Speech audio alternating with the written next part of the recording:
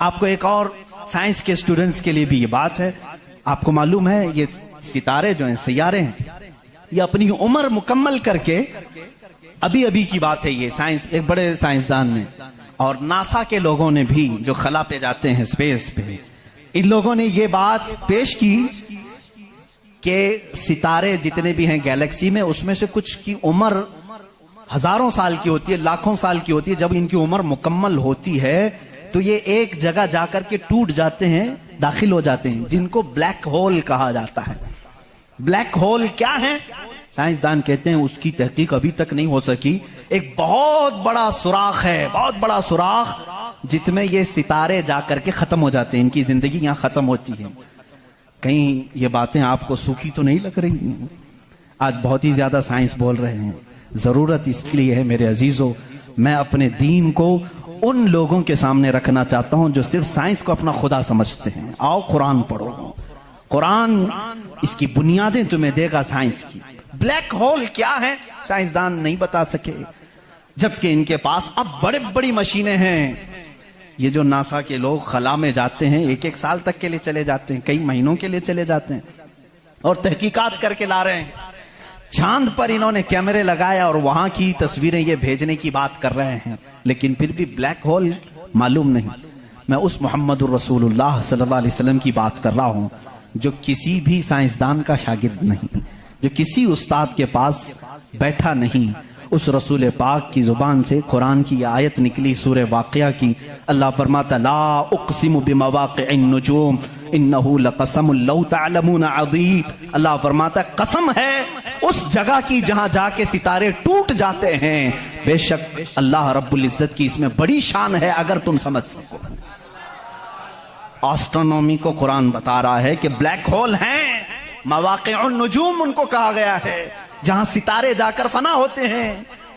अजीज़ान गिरामी, ये तकलीफ सिर्फ हमारी है कि हमने कुरान अजीम को उस लेवल के एतबार से पढ़ा नहीं। साइंस के लिए जो लोग MBBS कर रहे होंगे या फिर इंजीनियर बन रहे होंगे, उनसे भी मैं ये दावत देता हूं कि कुरान को भी कभी इस एंगल से पढ़ करके देखो, इसकी निशानियां इतनी अजीम है। मैं समझता हूं कि तुम्हें फिर कहीं इधर उधर मुंह मारने की जरूरत नहीं, मारिफत खुदाबंदी इसी से हासिल हो जाएगी। गौर व फिक्र करो, तुम्हें इसी से अल्लाह रब्बुल इज्जत की मारिफत हासिल हो जाएगी। कोई तो है खालिक। मैं साइंसदानों से भी कहता हूं, आपको एक बात ये भी मैं बता दूं, अभी 18वीं सदी की बात है। 18वीं सदी में अमेरिका का सफर करने वाले एक साइंसदान ने एक नई चीज का इंकशाफ किया। अटलांटिक ओशियन में या समंदर के एक हिस्से में एक ऐसी जगह है जो बिल्कुल ही डार्क है, डार्क स्पेस उसको कहते हैं, यानी वहां रोशनी बिल्कुल नहीं, सूरज की एक किरण भी वहां नहीं आती, इतना वहां पर, इतनी वहां तारीकी है। ये कब? 18वीं सदी में, यानी आज से 200 साल पहले की बात है। उसने इंकशाफ किया, दुनिया को बताया, मैंने एक ऐसी जगह देखी, बहुत ही डार्क है, बहुत अंधेरा है। वो जब वापस आया तो उलमाए रब्बानीयीन ने सूरह नूर की कुरानी आयतें पढ़ी। अल्लाह फरमाता है कि इज़ा अखरज यदहु लम यकद यराह व मन लम यजअलिल्लाहु लहू नूरन फमा लहू मिन नूर। अल्लाह फरमाता है हमने कायनात में एक ऐसी जगह रखी है कि उस पे अंधेरियों पर अंधेरियां हैं, अगर तुम हाथ भी निकालोगे तो हाथ भी नजर नहीं आएगा, हाथ भी नजर नहीं आएगा। ये कहां का? ये इल्मुल बहर जिसको कहते हैं, समंदरों का इल्म रखने वाला, जो पूरी जिंदगी समंदरों की खोज में लगा दिया, वो ला करके बताया। उसने सोचा मैं बहुत बड़ा तीर मारा हूं, लेकिन जब बताया कुरान पढ़ने वालों ने कि ये तो कुरान में है, अल्लाह फरमा रहा है एक डार्क स्पेस है कायनात में जहां तुम हाथ भी निकालोगे तो नहीं नजर आएगा, इतना डार्क है। वो सटपटा गया, परेशान हुआ, मैं इसकी तहकीक करूंगा, ये कुरान में आई कैसे बात। सबसे पहला दुनिया का मैं इंकशाफ करने वाला हूं, मैं इसको सबको बताने वाला पहला फर्स्ट आदमी मैं हूं, ये पहले से कहां से आ गई कुरान। फिर वही दो बातें मैं बताता हूं मेरे अजीजों, उसको भी यही झटका लगा कि ये कुरान उस जमाने में नाजिल हुआ जब साइंस का वजूद नहीं था, और उस पर नाजिल हुआ जिसको दुनिया में किसी ने सिखाया नहीं था। बाद में फिर उसने ये सोचा शायद हो सकता है प्रॉफेट मोहम्मद सल्लल्लाहु अलैहि वसल्लम समंदरों का सफर बहुत करते होंगे, उनके समंदरों के सफर में शायद कभी ये जगह आ गई होगी, इसलिए उन्होंने अपने मन से कुरान में ये लिख दिया होगा।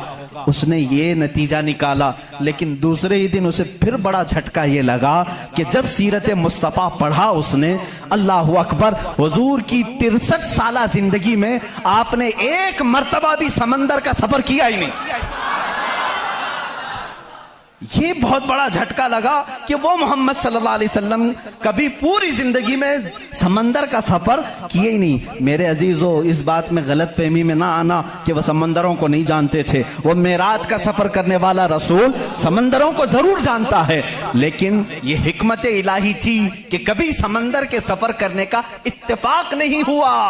अब उसे झटके भर झटका ये लगा, जो कभी समंदर को गया ही नहीं, वो अगर अटलांटिक ओशियन में मौजूद डार्क स्पेस को बताता है तो जरूर वो अपने पेट से नहीं बता रहा है, वही उसको बताया होगा जिसने डार्क स्पेस बनाया है। यही अल्लाह रब्बुल इज्जत के वहदानियत की निशानियां हैं, उसके वजूद की निशानियां हैं। कुरान पढ़ो, इसमें बहुत सारी चीजें, जिन्होंने ये इंकिशाफ किया कि कुछ समंदरों में ऐसे अल्लाह रब्बुल इज्जत ने बनाया है, वो भी आपको मिल जाएंगे।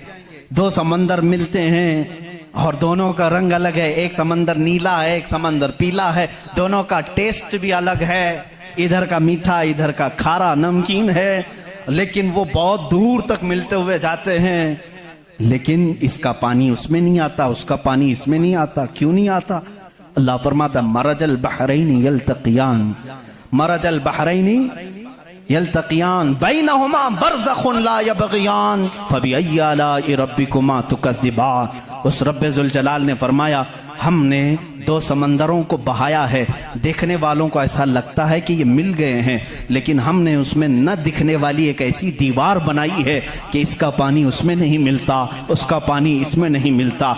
ये भी कौन से रसूल की जुबान से अल्लाह ताला बता रहा है लोगों को, जो रसूल कभी समंदर का सफर किया ही नहीं। उस रसूल की जुबान से अल्लाह ने दो समंदरों के मिलने की बात की। साइंसदानों, अब तो तुम्हें मानना ही चाहिए कि कुरान रसूल का अपना बयान किया हुआ कलाम नहीं है, उसी का ये कलाम है जिसने समंदरों को इस तरह पैदा किया। कायनात में बहुत सारी चीजें हैं मेरे अजीजों, कुरान अल्लाह रब्बुल इज्जत का ये कलाम इतनी ही नहीं, ये तो बड़ी बड़ी निशानियां मैंने कहा। अगर इसकी मारिफत, इसकी खोज में लग जाओगे तो जिंदगी तमाम हो जाएगी। मैं तो कहता हूं, अल्लाह ने एक बात ये भी फरमाई है तुम्हारे लिए, वफी अनफुसिकुम अफला तुबसिरून। अल्लाह फरमा रहा है, तुम इधर उधर निशानियां ढूंढ रहे हो, हमने तुम्हारी जात में अपनी निशानियां रखी हैं, तुम नहीं देखते? तुम्हारी जात में हमारी निशानियां हैं, तुम नहीं देखते? इतनी निशानियां हैं, इसके लिए आपको कई उलूम पढ़ने की जरूरत है। जाहिर सी बात है, इंसान के एक एक पार्ट पर जो रिसर्च करता है वो अपने वक्त का एक बड़ा डॉक्टर बनता है। खाली सिर्फ दिल पर जिसने रिसर्च किया वो कार्डियोलॉजी है, जो सिर्फ किडनी पर रिसर्च किया वो नेफ्रोलॉजी है, और जो सिर्फ रगों को देखा है वो न्यूरोलॉजी है। पार्ट पार्ट पर इन्होंने पूरी जिंदगियां खत्म की। पूरे इंसान को पढ़ा किसने? आज कौन पढ़ा है?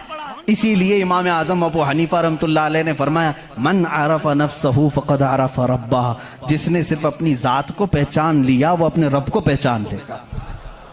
तुम्हारे जिस्म में जिस तरह की चीजें अल्लाह ने बनाई, डॉक्टर से जाकर के पूछो कि हमारे जिस्म के अंदर का जो निजाम है, एक बार जो नस कट गई, 1000 डॉक्टर मिलकर के वो नस नहीं कायम कर पाते। ये रगों का सिलसिला ऐसा है। और फरमाया गया, बल्कि तहकीकात बताती हैं, हमारे जिस्म के अंदर मौजूद ये नसों को, रगों को निकाल करके अगर बिछा दिया जाए, कई 1000 किलोमीटर लंबी हो जाएंगी, कई 1000 किलोमीटर लंबी हो जाएंगी। ये नसों का इतना लंबा सफर हो जाएगा। इतना सारा मवाद अल्लाह ने तुम्हारे जिस्म में रखा। और रब ताला ये फरमाता है, मफाही में आयात में बयान कर रहा हूं, कभी आपने सोचा हमने जुबान से जो जो चीजें खाई, अल्लाह अकबर, मैं एक बड़े मुहक्किक के हवाले से कहता हूं, रोटी को उन्होंने कहा तुम्हारी रोटी, तुम्हारे खाने अल्लाह की निशानियां है। मैंने पूछा रोटी भी निशानी है अल्लाह की? कहा हाँ, तुम एक रोटी को कहां कहां से हासिल करते हो? अनाज खेत से लिया, फसल जब आई उसको कुटाया, पिसाया, आटा बनाया, फिर घर में लाया, गूंदने के लिए दिया, आटा गूंदा गया, रोटियां बेली गई, तवे पर रखी गई, बन गई। कितनी मंजिलों से गुजरी, खेत से आई, पिसाई में गई, गुंदाई में गई, पकाई में गई, अब उसके बाद रेडी होकर तुम्हारे बर्तन में आई। इसके बाद तुमने क्या किया? अब तक सब तुम्हारा इख्तियार चल रहा है, तुम अपनी मर्जी से कर रहे हो। गेहूं का लाना है, जौ का लाना है, जवार का लाना है, किसका लाना है, तुम्हारी मर्जी। आटे से कितना गूंदना है, नरम गूंदना है, मोटा गूंदना है, तुम्हारी मर्जी। रोटी मोटी पकानी है, पतली पकानी है, तुम्हारी मर्जी। रोटी पक जाने के बाद 4 टुकड़े करने, 5 टुकड़े, 2 टुकड़े, तुम्हारी मर्जी, सब तुम्हारी मर्जी है। इसके बाद तुम चबा करके खा गए, उस रोटी को चबाकर खा गए, निगल गए। ये रोटी जब हलक से उतर गई, अब तुम्हारी मर्जी नहीं है। उस एक ही रोटी से गोश्त भी बनता है, उसी एक रोटी से खून भी बनता है, उसी एक रोटी से मनी भी बनती है, उसी एक रोटी से पीप भी बनता है, उसी एक रोटी से कफ और बलगम भी बनता है। उसी एक रोटी से सब चीजें बन जाने के बाद हमारे फुजलात भी निकलते हैं। मैं नहीं समझ पाया, मेरे अजीजों मुझे बताओ, एक रोटी लो, उसके एक टुकड़े से तुम गोश्त बना के दिखाओ, दूसरे टुकड़े से तुम खून बना के दिखाओ, तीसरे टुकड़े से तुम पीप बना के दिखाओ, चौथे टुकड़े से तुम बलगम बना के दिखाओ, नहीं कर सकोगे। इसलिए कि सिर्फ गूंदने पकने तक तुम्हारी मर्जी चलती है, हलक से नीचे उतर जाने के बाद खुदा कदीर व जब्बार का निजाम चलता है। तुम्हारे रिस्क में उसकी निशानियां हैं। कौन है जो बनाता है हमारे जिस्म के अंदर इस रोटी से हमारे जिस्म का हिस्सा? पूछो, जाकर किसी से भी पूछो, यह हमारा जिस्म मोटा ताजा गोश्त कैसे बन गया?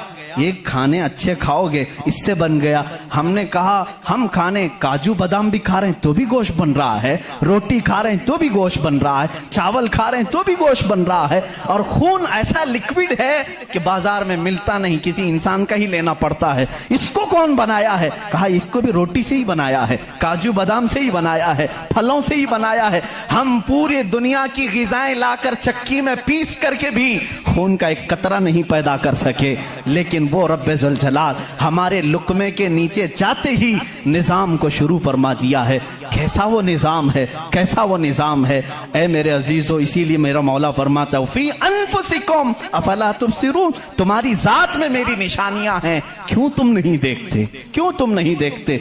आपको अगर मैं जातियात, नफ्सियात, तबईयात, ये जो उलूम हैं इस पर गुफ्तगू करूं तो एक बड़ा अलग टॉपिक हो जाएगा। अल्लाह ताला ने इस निजाम को कैसे बैलेंस रखा है जानते हैं आप?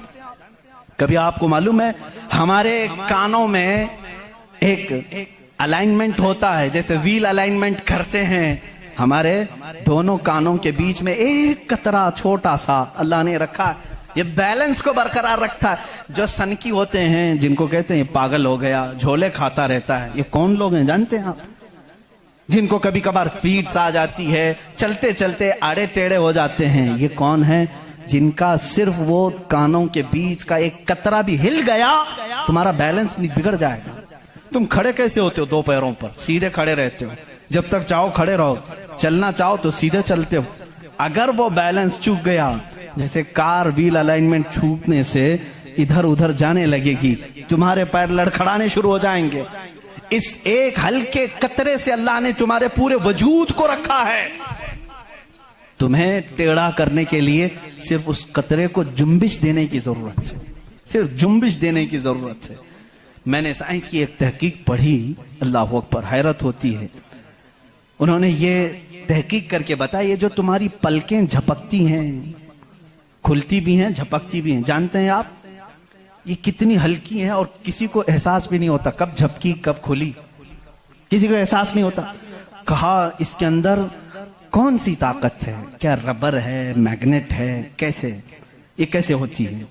इसको एक साइंसदान ने कहा कि अगर किसी की पलक झपकना छूट जाए, नहीं झपक सकती, तो उसको बिल्डोजर से खींच के भी बंद नहीं कर सकोगे, इतनी ताकत लगा करके भी उसे बंद नहीं कर सकोगे। ऐसा फ्लेक्सिबल है, ऐसा रबर है। और अगर बंद हो गई तो खोल भी नहीं सकोगे, पूरी ताकत लगा के टूट के फट जाएगा ये पलक। खुलेगी नहीं, नहीं खुलेगी। झपक गई तो वही रह गई, खुली तो बंद नहीं होगी। पूरी दूसरी कोई भी अल्टरनेट ताकत से अगर तुम चाहो इसको बंद करना या खोलना नहीं कर सकोगे। उन्होंने कहा बस हमारे इन पलकों में अल्लाह ताला ने एक हल्का सा रबर रखा है जो फ्लेक्सिबल है और बगैर तुम्हारे चाहे भी ये हिलती है, बंद होती है। और कहा कि अगर इन पलकों में ये झपकने और खुलने का मादा ये खत्म हो जाए, ये रबर, ये फ्लेक्सिबिलिटी खत्म हो जाए, तो वो इंसान पागल हो सकता है, बल्कि आंख न बंद होने की वजह से वो मर भी सकता है। वफी अनफुसिकुम अफला तुबसिरून। हम इन तमाम नेमतों को समझ नहीं पाते, बल्कि दिन में हजारों बार झपकते हैं, खोलते हैं, एहसास नहीं है इस नेमत का। अगर ये बंद होना खत्म हो जाए या बंद हो गई, खुल ना सके, तो क्या कर ले जाओगे? कुछ नहीं कर सकोगे। बल्कि मेरे अजीजों, तुम्हारे जिस्म पर मौजूद ये रोंगटे, ये बाल भी अल्लाह की अलामत हैं, निशानियां हैं। जानते हो बाल सब एक ही तरह के हैं, लेकिन अभी 2 ही दिन कबल मैं पढ़ रहा था, जहन क्या है जाता नहीं इन चीजों की तरफ, क्योंकि मामूल पे चल रहे होते हैं। एक साहब ने मुझसे सवाल किया कि हजरत बाल जो है हमारी आंखों पे भी हैं, पलकों में, और ऊपर भवों पे आईब्रो भी हैं, और बाल सर पे भी हैं और दीगर जगहों पर हैं। सर के बाल और दीगर जगहों के बाल बढ़ते हैं, ये बाल बढ़ते क्यों नहीं? बाल सेम है, बाल सेम है, ये बढ़ते नहीं, और ये बढ़ते ही रहते हैं, इनको जितना काटो बढ़ते ही रहते हैं। ऐसा क्या है? अल्लाह अकबर। उस दिन मुझे हैरत हुई, मैंने कभी इस चीज पर तवज्जो नहीं की, कभी नहीं सोचा। हो सकता है आपका जहन न गया हो। पढ़ने पर एक मुहक्किक ने यह भी लिखा है, देखने में ये सारे बाल एक तरह से हैं, इन बालों में सारी चीजें एक ही तरह की हैं। देखने में ये काले हैं तो वो भी काले हैं, कुव्वत भी इनकी सेम है, लेकिन अल्लाह रब्बुल इज्जत ने उन बालों में बढ़ने का खून रखा है, इन बालों में बढ़ने वाला खून आता तक नहीं है, आता तक नहीं। अजीजान गिरामी, उसकी ये निशानियां हैं बहुत सारी, इसकी तहकीकात फिर किसी मौके पर मैं अर्ज करूं। और पेट के अंदर मौजूद चीजें जो अपना निजाम खुद ब खुद चला रही हैं, नहीं चला सकोगे, नहीं चला सकोगे। दिल जितनी मर्तबा ये धड़कता है, इसके अंदर जो प्रेशर है, कहा गया है ये जो खून को दबा करके जिस्म में फैलाता है, इसके मुतालिक साइंस ये कहता है इतना प्रेशर है कि दुनिया में किसी फव्वारे पे, किसी फाउंटेन में इतना प्रेशर नहीं होगा जितना दिल में प्रेशर है। और ये इतनी तेजी से एक बार पंप करता है कि खून पूरे जिस्म में नाखून तक आ जाता है। एक बार के पंप पर, एक बार इस तरह दिल ने दबाया खून को बार, तो खून नाखून तक पहुंचता है, इतना प्रेशर उसके अंदर है। अमेरिका की एक लेबोरेटरी में एक पाकिस्तानी आलिम दीन गए थे, कार्डियोलॉजी थे वो डॉक्टर, वो एक आलिम को लेकर के गए, और कार्डियोलॉजी नहीं, रेडियोलॉजी भी गालिबन कुछ है, जिसमें आवाजें सुनने का आला होता है, एक मशीन होती है जिस्म के अंदर हरकत करने वाली हर आवाज को उसमें सुना जा सकता है। पलक आप झपकते हैं, आप सांस लेते हैं, तो इसकी आवाज कैसी होती है। तो उन्होंने कहा आज चलिए लेबोरेटरी में मैं आपको बताता हूं कि दिल की आवाज, हम तो यहां हाथ रखते हैं तो धक धक धक की आवाज आती है। तो उन्होंने कहा हम आपको इससे सुनाते हैं। एयरफोन लगाए गए, बड़ी बड़ी मशीनें थी, हल्की सी भी वहां पर हवा भी आती तो उसकी जोर आवाज आती है। वो एक लैब है। ये आलिम दीन कहते हैं मैंने सुना दिल की आवाज। मैंने पूछा उस डॉक्टर से कि आपके हाँ हर आवाज का नाम लिखा गया है, दिल जो आवाज करता है इसका क्या नाम है आपके यहाँ? कहते हैं दिल जो है लप लप लप लप ये आवाज करता है, साइंस में ये लिखा गया है। और मुस्कुरा है, कहा थोड़ी सी खता हो गई, बल्कि दिल कहता है रब रब रब रब। हर इंसान का दिल जो धड़कने की आवाज आती है मशीनों से उन्होंने खुद सुना। हाँ, हो सकता है कुछ तोतले लोग होते हैं रा को ला कह जाते हैं, हो सकता है तुम्हें लप लप लप सुनाई दिया हो, मगर मेरा ईमान ये कहता है हर दिल रब रब रब ही कहता है।